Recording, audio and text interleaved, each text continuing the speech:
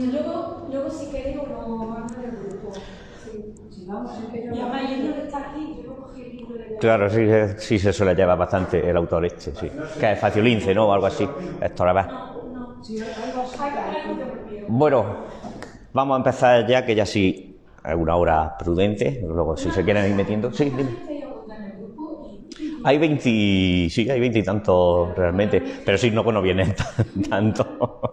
Pero bueno, ya está. Si quieres seguir, ya está. Que se apunte o que venga. Antonio me había dicho que venía un poquillo más tarde. Vamos a ver si ahora se va viniendo más gente. Bueno, como dije, íbamos a hablar hoy sobre esta pregunta, sobre por qué el ente y no más bien la nada.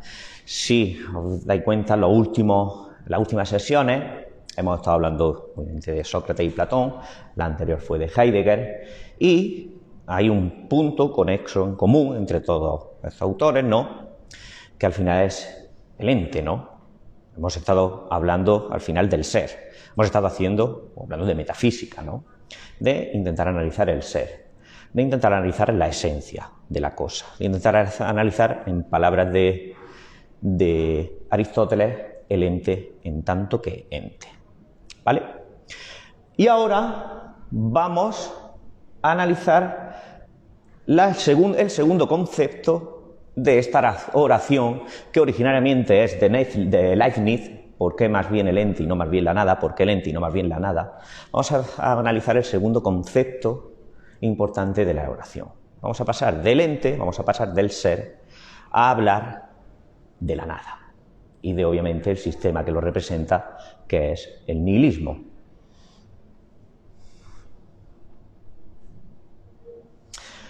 Pero antes vamos a hacer una introducción para que nos quede claro esta primera parte de la oración, por qué el ente y no más bien la nada. Vamos a analizar un poquito más, que lo habíamos analizado con Sócrates, Platón y con Heidegger, aunque Heidegger luego también trata el tema de la nada, el concepto del ente, el concepto de ser, de cuyo concepto se encarga la metafísica. ¿Y qué es la metafísica? Pues podíamos resumir de lo que trata la metafísica en las tres preguntas principales que se hace Kant en su crítica de la razón pura. ¿Qué puedo conocer? ¿Qué debo hacer? La moral. ¿Y qué me cabe esperar? La teología. ¿Vale? Y todas esas tres oraciones, Kant, en su crítica a la razón pura, las reduce a una última oración, a una última pregunta fundamental. Todas estas preguntas de la metafísica las reduce a una que al final es: ¿qué es el hombre? Bueno, pues la metafísica, de esta forma, de lo que se encarga es de intentar averiguar qué se puede conocer, qué se debe hacer, qué nos está permitido hacer y qué me cabe esperar. Pero la metafísica es un concepto que no es unívoco, que no tiene una sola definición, ¿no?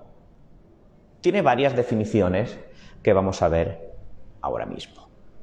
Podemos entender la metafísica, en el sentido más literal de la palabra, como lo que está más allá de la física. Meta, más allá de la física. Aquello que está más allá del ente, aquello que está más allá de la experiencia, ¿vale? De los objetos, de la realidad con la que nos encontramos. La metafísica es el estudio de aquello que está más allá de esta realidad, de la realidad que recibimos a través de la experiencia. Pero también, y podemos seguir en esto a Aristóteles, es un cierto saber espiritual, religioso. Aristóteles, por ejemplo, en su metafísica, nunca, son los libros que hoy componen la metafísica de Aristóteles, él nunca la llamó metafísica. Decía que la filosofía primera era teología, porque era el estudio del primer ser. Si lo traducimos en lenguaje cristiano, obviamente es Dios, ¿no? Entonces también es un cierto saber religioso, espiritual. Pero también, y aquí nos podemos remontar a Kant, es una reflexión sobre las condiciones de posibilidad de la experiencia, sobre aquellas categorías que componen el sujeto, que componen mi mente, que componen mi subjetividad y que me permiten conocer de la manera que conozco la realidad. Es una reflexión sobre esas categorías que componen el yo, que componen la subjetividad humana. Pero también, y aquí nos podemos remontar a Schopenhauer, que nos dice que la experiencia de la metafísica es una reflexión debida a la experiencia del mal y del dolor. Él dice que la metafísica, y que obviamente es inherentemente humana, se debe y es posible gracias a dos características. Una, el desarrollo de la inteligencia humana, mucho más allá del umbral de la inteligencia animal, y otro es el sentimiento del mal y del dolor. Cuando nosotros percibimos el mal o el dolor en el mundo, necesitamos una justificación para ello. O sea, darle una justificación a ello, o de un porqué, o preguntarnos un por qué pasa. Entonces, la experiencia del dolor es lo que nos también proclama para investigar y para estudiar la metafísica.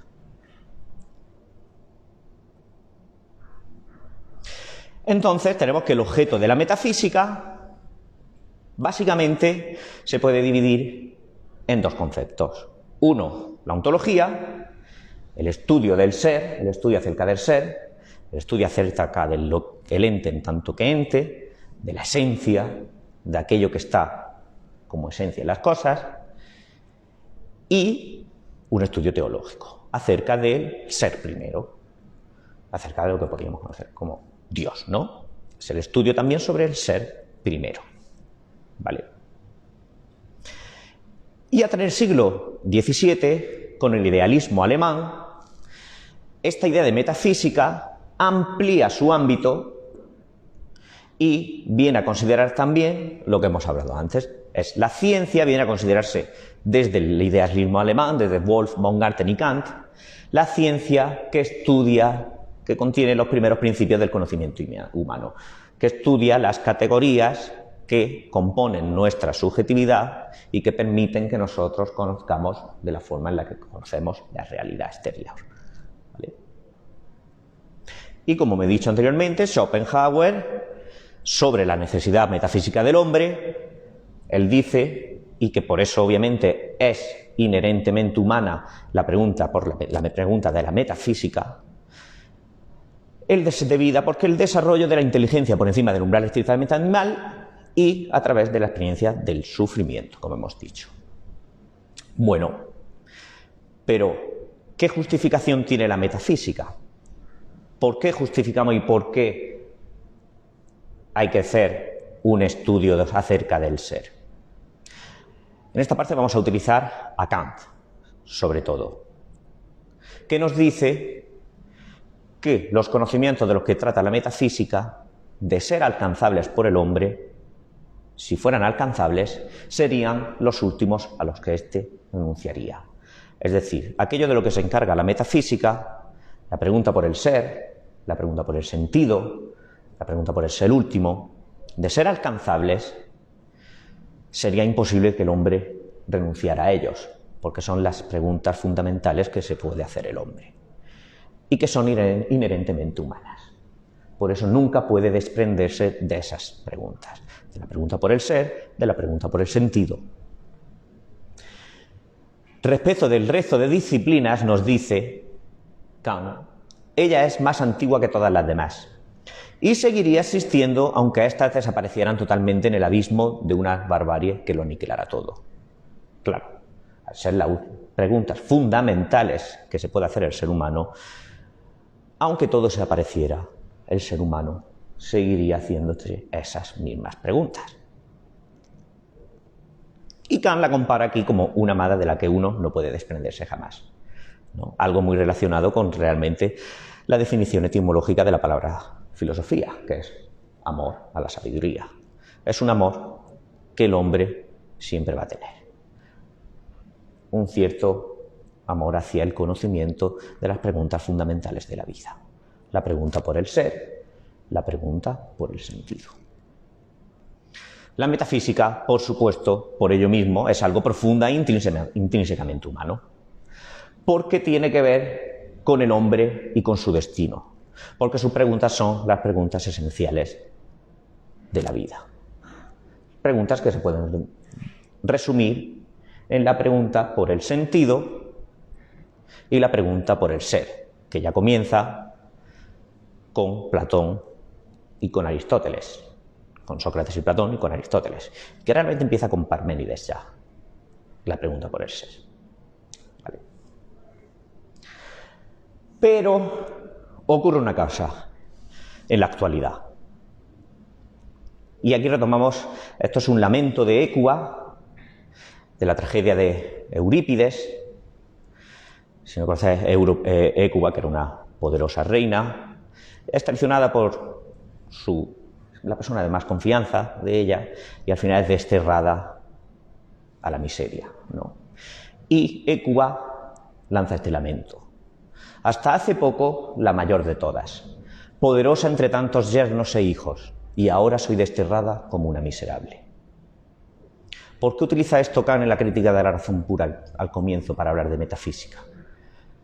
Porque se produce en la actualidad que la metafísica, hasta hace poco la mayor de todas, poderosa entre tantos yernos e hijos, ha sido desterrada como una miserable. En la actualidad, la pregunta por el ser ha desaparecido. Ha dejado de interesar. La pregunta por el sentido ya no tiene sentido, nunca mejor dicho. Porque hemos llegado a la segunda parte de la pregunta, y no más bien la nada. Hemos llegado a una actualidad en la que ya no se acepta el ser, pero sí nos hemos abierto a la nada, al nihilismo. ¿Y qué es el nihilismo? Es la forma amenazante en que el caos desafía al orden. Si la metafísica era orden, sentido y ser, el nihilismo es la forma en la que se desafía y se contraría la metafísica.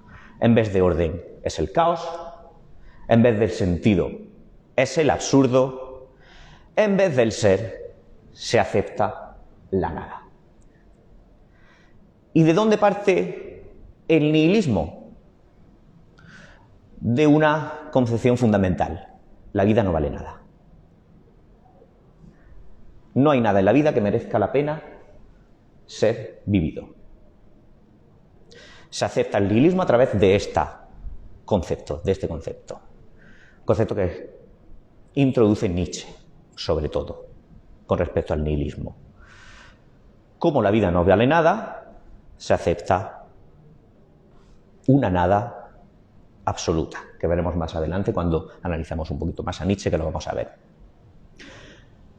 Y lo podemos entender el nihilismo desde el punto de vista que lo entendía también Heidegger, ya no Nietzsche, que lo entendía como el velo del ser. La nada es aquello que oculta al ser. La nada es aquella apariencia que impide al ser que se muestre como el ser es. Claro, pero para Heidegger la nada sí es necesaria, porque solo cuando te das cuenta, cuando eres consciente de la nada, puedes develar al ser. La nada tiene la función de velo del ser, de estar delante del ser, de ocultar al ser. Entonces solo cuando te das cuenta de que esa apariencia es nada, puedes introducir y puedes investigar y puedes sacar a la luz, como diría Heidegger, al ser. Pero bueno, antes de esto vamos a ver cuáles son los antecedentes de este nihilismo, en el que, según Nietzsche y según Heidegger, como hemos visto, nos encontramos en la actualidad, ¿no? El nihilismo no es actual, tiene sus antecedentes. Y parte del poema de Parménides. En el poema de Parménides, ya en la Grecia clásica, él ve que hay dos vías del conocimiento: la vía del ser y la vía del no ser.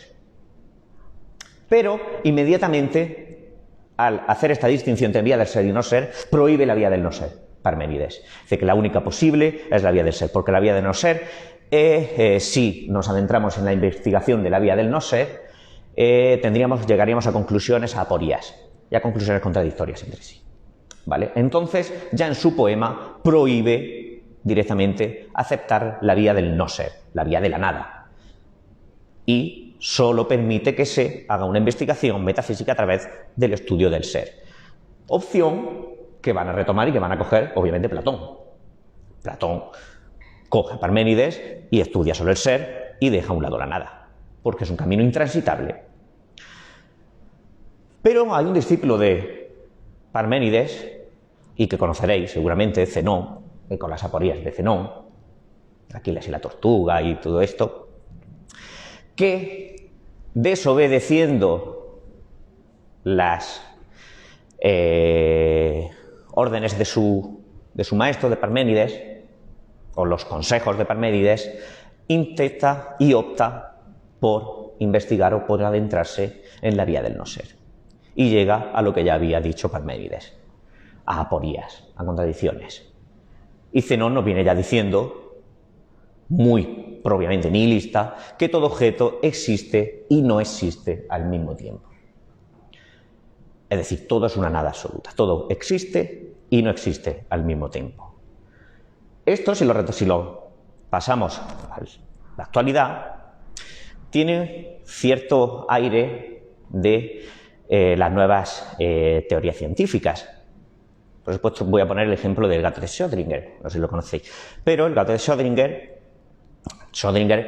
intenta explicar cuál era el funcionamiento de la física cuántica y cómo se comportan las partículas elementales dentro de la física cuántica, y él, para intentar explicarlo de una forma, digamos, divulgativa, nos dice: pensemos un gato que está dentro de una caja y lo dejamos encerrado. Nosotros, hasta que no abramos la caja, no sabremos el momento exacto en el que el gato ha muerto o está vivo.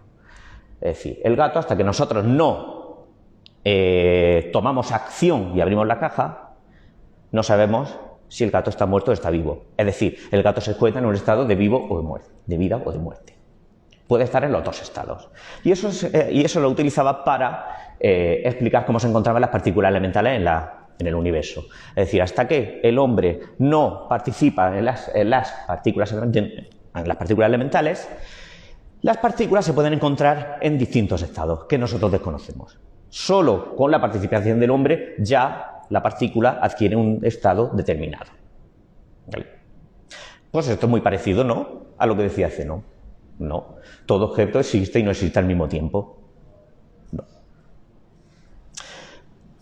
Pero después también podemos encontrar en Gorgias, que ya vimos quién era Gorgias, el sofista, en las sesiones de Sócrates y de Platón, vemos que ya también Gorgias tiene un carácter ciertamente nihilista.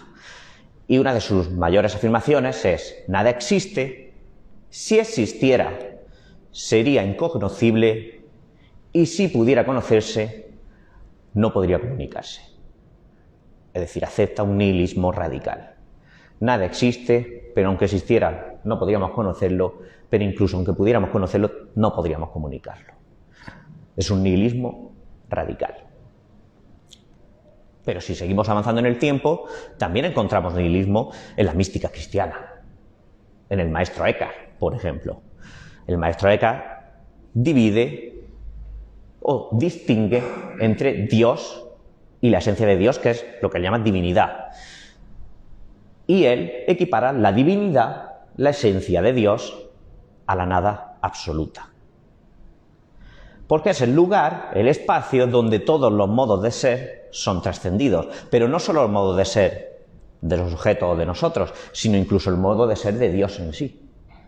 Es donde todo es trascendido.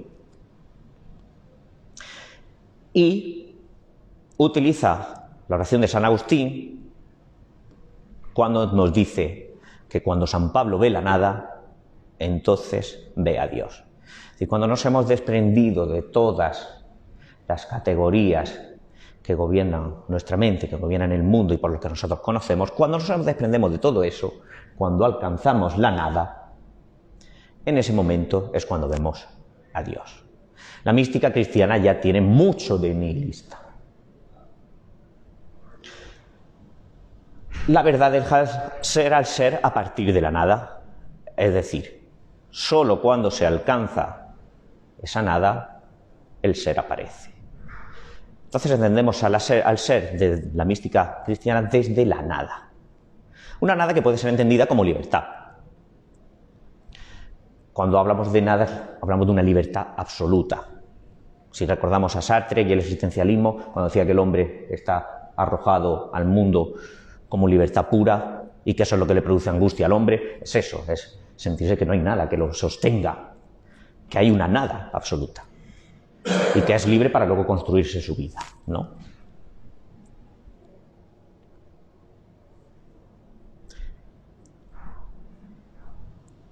Podemos encender, en la actualidad, vemos que podemos diferenciar y distinguir entre dos tipos de nihilismo. Escuchamos mucho el concepto de, por ejemplo, del conflicto de civilizaciones, ¿no? Que sobre todo es un concepto que toma su auge y su mayor auge a través del atentado de las Torres Gemelas, ¿no? Del 11S, ahí cuando ya aparece ese conflicto entre Oriente, ¿no? y Occidente, ¿no?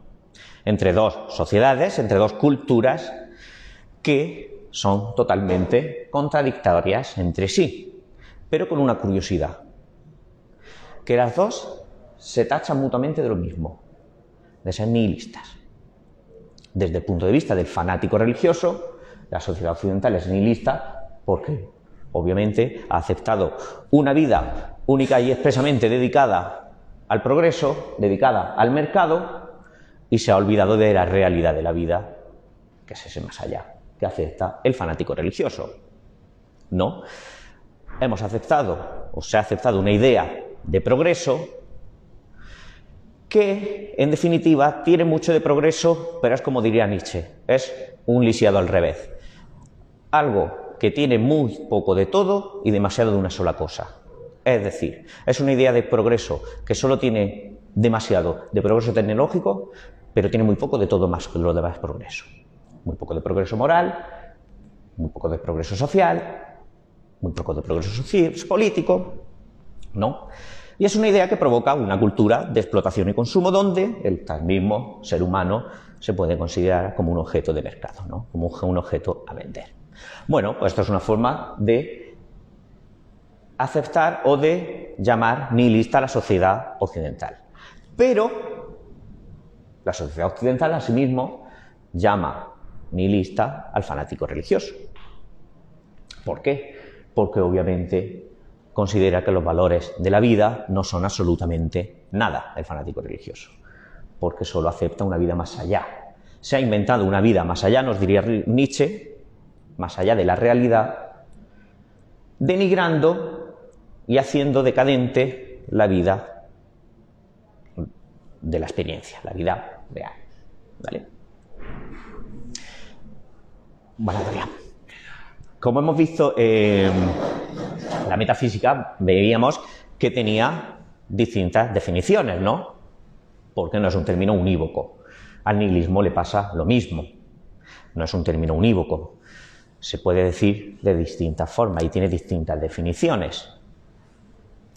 Una, que parte del fenomenismo, simplemente sería la negación de la realidad sustancial. Es decir, solo existe el fenómeno, solo existe lo que vemos, pero no hay nada más allá, no hay una esencia, no hay un ser en sí, no hay un ente en tanto que ente, eso que defiende la metafísica, no, eso no existe. Simplemente hay lo que nosotros recibimos por la experiencia. Eso es una forma de nihilismo, ¿no? Negar que haya algo más allá de la realidad que nosotros observamos. Luego hay otro nihilismo que es el nihilismo moral, que es la negación, negar que haya valores universalmente válidos. No, no hay valores universalmente válidos, todo es relativo. No podemos aceptar un valor universalmente válido, ¿vale? Eso es otra forma de nihilismo, el nihilismo moral. Y luego está el nihilismo metafísico, que es la negación pura y simple de la realidad, donde los predicados que se han atribuido tradicionalmente al ser realmente son los que pertenecen a la nada. El nihilismo metafísico es lo que critica Nietzsche, ahora lo veremos más adelante. Es lo que dice que ha sido la filosofía a lo largo de la historia, porque ha inventado un ser, ha inventado la pregunta por el ser, se ha inventado un más allá, fuera de la realidad, un más allá que realmente es una nada. El ser humano se ha encontrado en un mundo, nos diría Nietzsche, donde se ha encontrado que nada tiene sentido y para darle sentido a su vida se han creado un más allá, una realidad externa a este. Ese sería el nihilismo metafísico. Ahora lo veremos más con Nietzsche. Y bueno, la idea de nihilismo, digamos que los dos valedores, o los filósofos que tratan mejor la idea de nihilismo son Nietzsche y Heidegger, y son los dos que tienen esta idea de que toda metafísica es nihilista, con distintas concepciones entre los dos. Para Heidegger, como ya lo vimos, toda metafísica es nihilista porque no se toma suficientemente en consideración el problema del ser. De hecho, Heidegger considera que Nietzsche también es nihilista, pero para Nietzsche es nihilista por esto que hemos hablado antes, porque elabora y crea una realidad más allá de esta, con la que quiere darle sentido a la vida, pero denigra y desprecia los valores de la vida. ¿Vale? Entonces parece, y utilizamos el personaje del loco de Nietzsche, que estamos errando a través de una nada infinita en la actualidad.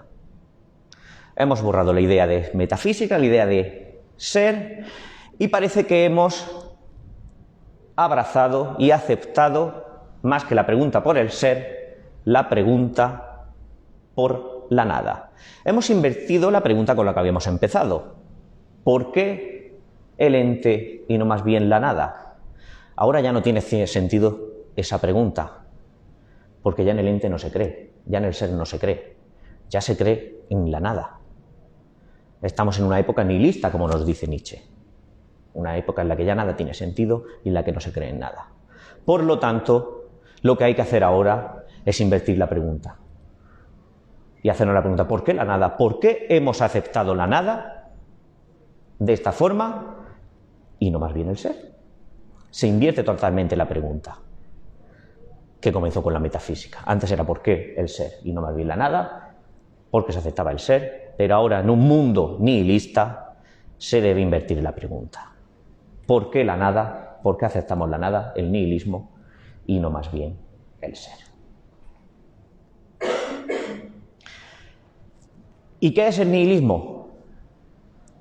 Vamos a utilizar la concepción que hace Nietzsche, porque, como he dicho, es uno de los autores que más y mejor trata el tema del nihilismo, aunque luego lo retomará Heidegger, ¿vale?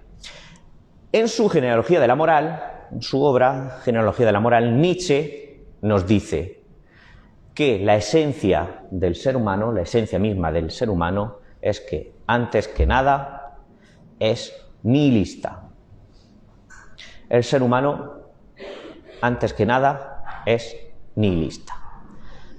¿Qué quiere decir esto? Nietzsche, su maestro, o bueno, del que bebe mucho de Schopenhauer, ¿no? Y Schopenhauer aceptaba que el hombre era voluntad de vivir, ¿no? Nietzsche retoma esa idea, el hombre es voluntad, pero lo que dice que es voluntad de nada.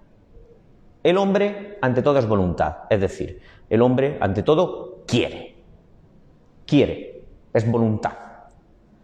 Pero en un mundo donde se encuentra el hombre, en el que no encuentra nada que merezca la pena ser bebido, nada en la que merezca la pena nada que sea querido, nada que merezca la pena encontrarle un sentido, como es voluntad, antes de no querer nada, prefiere querer la nada.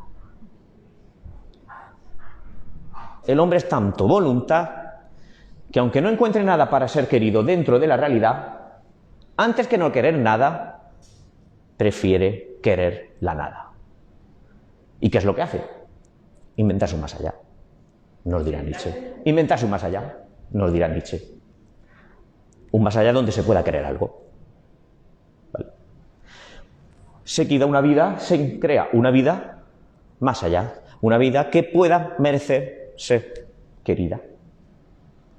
Y esto es a lo que llamaría Nietzsche la nada disfrazada de mundo verdadero, porque se inventa una vida más allá, pero aparte de esa vida más allá es a lo que considera en ese justo momento el mundo verdadero. Eso es lo que le da valor de verdad.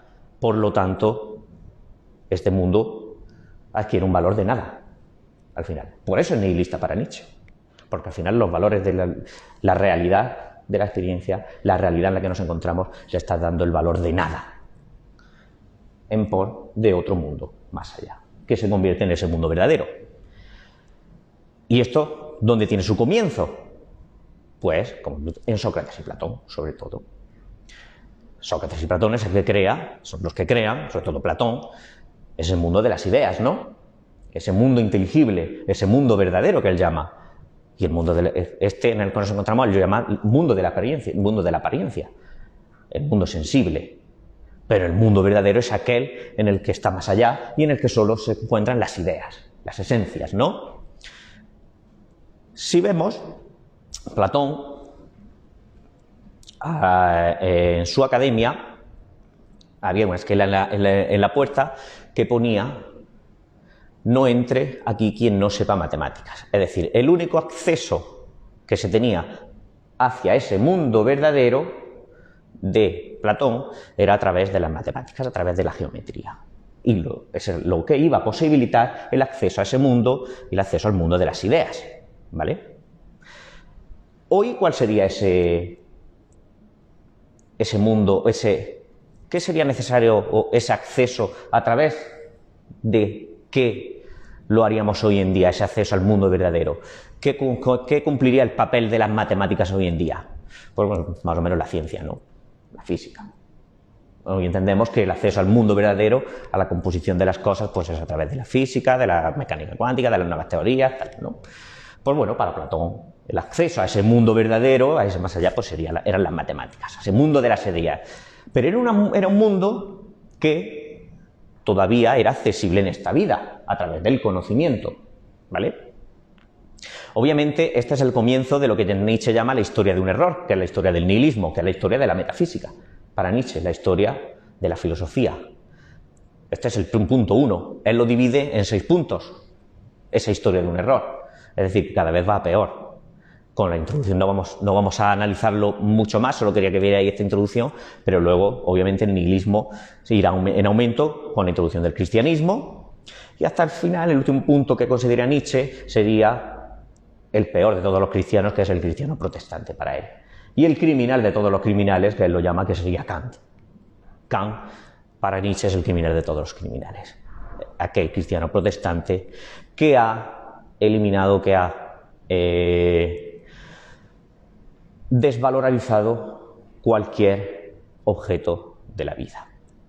Y encima ya no, como lo era en Platón, el acceso a esa vida más allá ya no se puede ni acceder desde aquí, ¿vale? Sino es simplemente, en Kant sería solo pensado. Bueno, ¿por qué despreciaba la vida de esta manera? Sócrates nos diría, se pregunta Nietzsche. Bueno, en tono jocoso dice que porque era muy feo. Y como no podía, digamos, que convencer o conquistar a los jóvenes griegos, pues tenía que inventarse un mundo más allá para intentar convencerlo de alguna manera en el gimnasio y que fueran con él, pues a la conversación y a dialogar, ¿no?